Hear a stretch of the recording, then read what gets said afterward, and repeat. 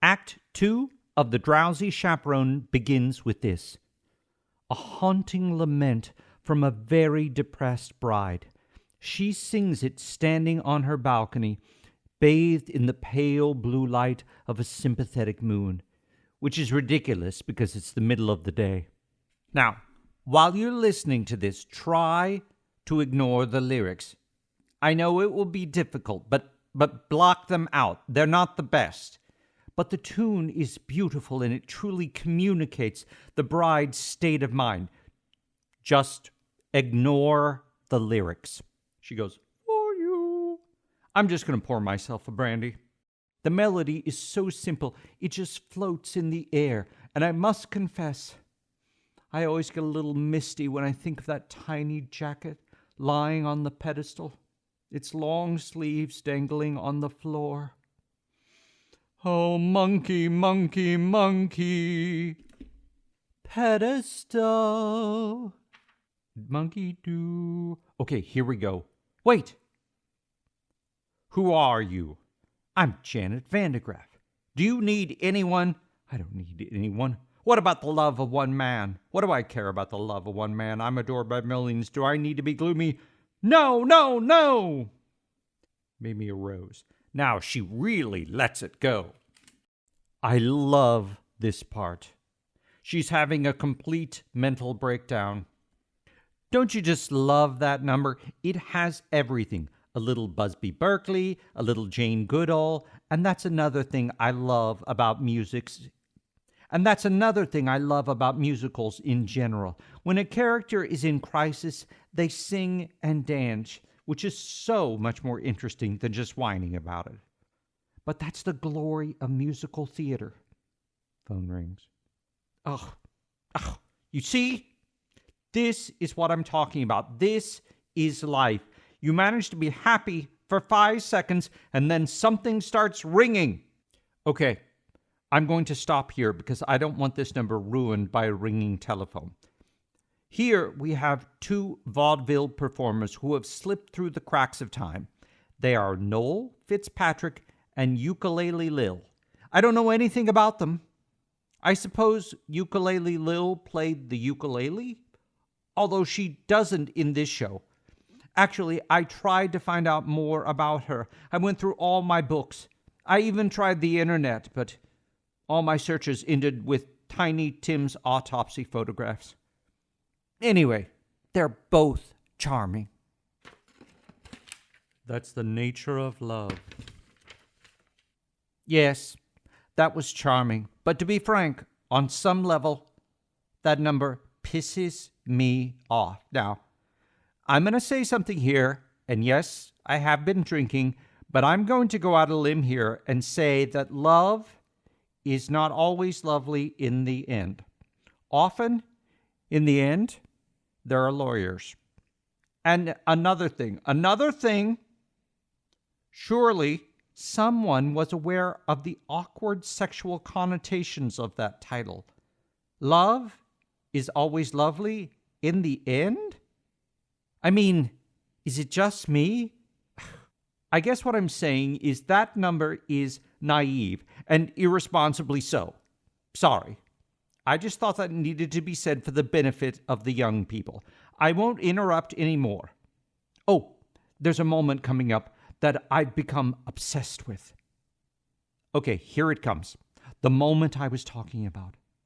Not only the culmination of the plot, but a moment that has fascinated me more than any other and has brought me back to this record again and again. Here it comes. And this is it. Listen. You see, you can't quite make out what she says because someone drops a cane. I'll play it for you again. Is she saying, live while you can, or leave while you can? I mean, it's Beatrice Stockwell, so it might just be a cynical quip, but this is a wedding after all, and that's exactly what you'd think when you're standing at the altar, isn't it? Live or leave? And you have to live. because you do love her in some way. It's not an exact science. An arrow doesn't come out of the sky and point to the one you're supposed to be with. So one day you say it to someone. You say, I love you, and basically phrase it as a question, but they accept it as fact. And then suddenly there she is, standing in front of you, in a $3,000 dress with tears in her eyes, and her nephew made the hoopah. So what do? Do you say, I was kidding? I was joking? No, you can't. You live, right? You choose to live, and a couple of months later, you stare at the alien form in bed beside you and you think to yourself, who are you? Who are you? And one day, you say it aloud. Then it's a trial separation and couples counseling. And all your conversations are about her eating disorder and your Zoloft addiction. And you're constantly redefining and reevaluating and revisiting before you finally lose the deposit on the house, and the whole relationship ends on a particularly ugly note with your only copy of Gypsy spinning through the air and smashing against the living room wall. But still, in the larger sense, in a broader sense, it is better to have lived than left. Right? You have no idea how many times I've listened to that. Blackout. Oh no. Oh, I can't believe it. Okay, everybody stay calm. This happens occasionally. It's a horrible old apartment with terrible wiring. Just concentrate. Just keep the show alive in your minds. Don't talk to anyone. Don't let yourself be distracted. I'll find the fuse box. Knock, knock, knock. Everybody be quiet. Oh, God. Hello? Yes? Yes? Yes? Yes? Now? All right. Oh, I've been having a problem with the phone. It was a record. It's just music. It was a show. You know, a musical. No. Really? Well, goodbye. Okay, this is the big finish.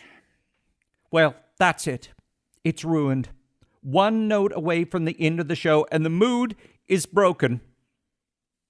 I should just start the record again from the beginning. No, I can't do that, can I? It's so frustrating. You have to understand, I love this show so much, and I've never even seen it. My mother gave me the record. This was just before my father left us. Oh, he didn't leave because of the record, although I'm sure it didn't help matters. Look, I know it's not a perfect show.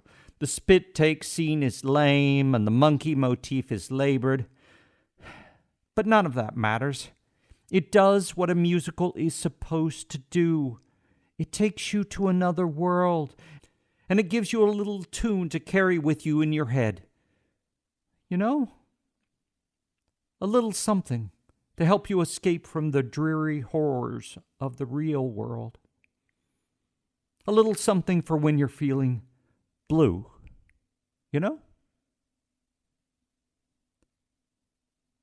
As we stumble along on life's funny journey, as we stumble along into the blue, we look here and we look there, seeking answers anywhere, never sure of where to turn or what to do. Still we bumble our way